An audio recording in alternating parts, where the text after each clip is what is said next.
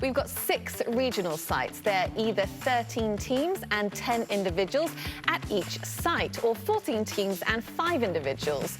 So 30 of those teams automatically qualified by winning their conference, and the other 51 were chosen by the NCAA Selection Committee.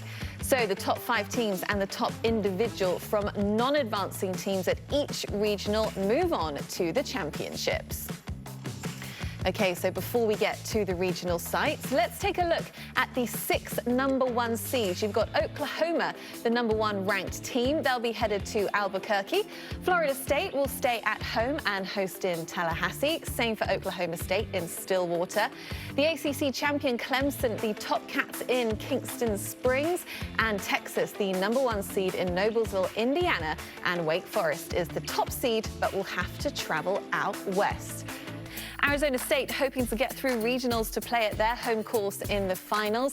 A very good team, A&M team, led by Sam Bennett, checks in at #3.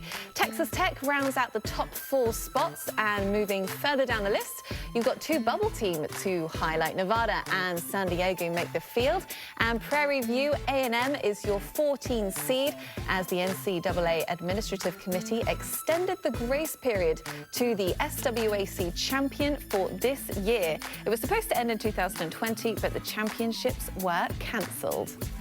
So Florida State hosts and is the #1 seed in the region. You've got Georgia sitting at #2, led by one of the best amateurs in the world, US Walker Cup member Davis Thompson. Liberty makes the field for only their 3rd NCAA bid, and they do so as the #3 seed. Impressive season for the Flames, and LSU and Georgia Tech round out the top 5. So further down the list, you've got Florida A&M is the 13 seed, won by the MEAC by 19 strokes. Unbelievable performance, and currently competing at the PGA Works Collegiate at TPC Sawgrass. So the Clemson Tigers, out of the ACC, are the top seed. Their conference rival NC State is the 2 seed. Host Vanderbilt is 3. The Commodores finished 6th in stroke play at the SEC tournament, but use match play to take home the title.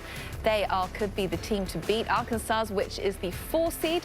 Texas San Antonio makes the NCAA championships for the first time in program history, and 12 seed Connecticut. So maybe a little bit of surprise to see Wake Forest as the top seed. They'll have to deal with one of the deepest teams in the country. Pepperdine is 2. You've got Florida, who will have the longest travel schedule for any team in the field. You've also got Pac-12 champion Arizona is the 4 seed. Their conference brethren Washington hosts the region and is the 7 seed. And you see some of the automatic qualifiers. Long Beach State out of the Big West, and Denver won their 3rd straight Summit League titles. So the University of Texas and their top player, Pearson Coody, grab the 1 seed in Indiana. North Carolina could have been considered for the final 1 seed, but instead of traveling to Washington, they will be able to stay closer to home as a 2 seed. You've also got Tennessee and North Florida, who round out the top 4 spots, and South Florida won their 5th conference title in 8 years. Very good stuff indeed. Then you also have 2 schools making only their 2nd appearance in the NCAA championships, Tennessee Martin and Loyola of Chicago. So you've got Oklahoma State, the #1 seed. Illinois champions of the Big Ten check in as 2 seed, followed by Auburn out of the SEC. And how about SMU as the 4 and Alabama as the 6? I think there could be some wagers in the coming weeks, by the way, between Bryson DeChambeau and Justin Thomas on this region. And finally, take a look at the #11 seed, the Northwestern Wildcats. They might have been one of the last teams in the field. Okay, so we're now going to reveal the players competing as individuals. Could be 2 future pros in the Noblesville region, young freshman Ross Steelman of Missouri and senior Angus Flanagan of Minnesota. 2 other players to keep an eye on as well, Joe Wheeler and Cole Bradley of Purdue. Their campus is not from the Sagamore Club, so could be an advantage for the 2 Boilermakers. And the Tallahassee region only has 5 individuals. Keller Harper of Furman, the name to highlight here, 83rd in golf stat, and he's got 2 individual wins and a 2nd place finish in 2021. You've also got Johnny Trevally of Central Florida, who was a member of the Canadian national junior team before going to school. And how about individuals in the Stillwater region? Devin Bling of UCLA is the 75th ranked amateur in the world. He has a win and a 3rd place finish this year. You've also got Mark Lawrence Jr. as a handful of wins during his time representing Virginia Tech.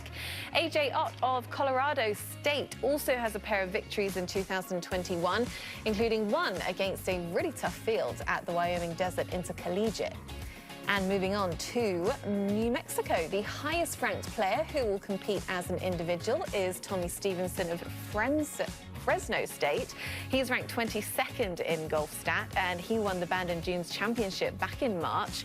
And there's also Blake Hathcote of St. Mary's, who won the good win at Stanford 5 weeks ago. So Kingston Springs region, you've got top individual is James Piet of Michigan State. He has finished in the top 10 in his last 6 tournaments, including a win at the Hoosier Invite and a 6th place finish at the Big Ten Championship. Plus, we are always looking for a player who could have a home course advantage, and that could be Evan Davis of Belmont University. Belmont is right down the road from Kingston Springs. And finally, the 5 individuals who will be competing at Cle alum. Carson Lundell of BYU had the 2-day lead at the Western Intercollegiate before just losing out in that playoff. He then won the Cougar Classic before finishing 3rd at the West Coast Conference Tournament. You've also got Jack Trent of UNLV. He's coming off a runner-up finish at the Mountain West Tournament.